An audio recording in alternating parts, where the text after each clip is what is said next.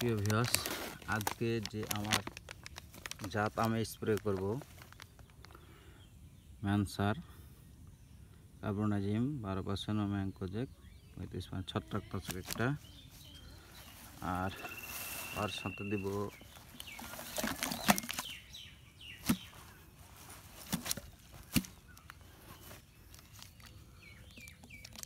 লিডা 2.5 EC।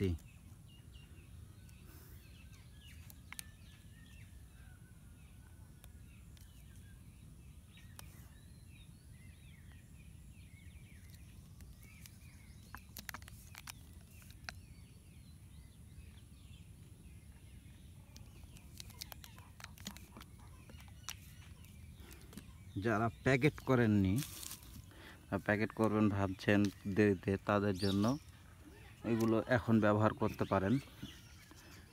Shutdown আর অনেক ছত্রাকনাশক ও কীটনাশক এগুলো এখন দিয়ে স্প্রে করলে মাছি বা অন্য যে পোকাগুলো আছে, যারা আমার ব্যাগ এখনও পরা নেই তারা এগুলো স্প্রে করতে পারেন। আর আমার ভিডিওটা ভালো লাগলে লাইক, কমেন্ট ও সাবস্ক্রাইব করবেন।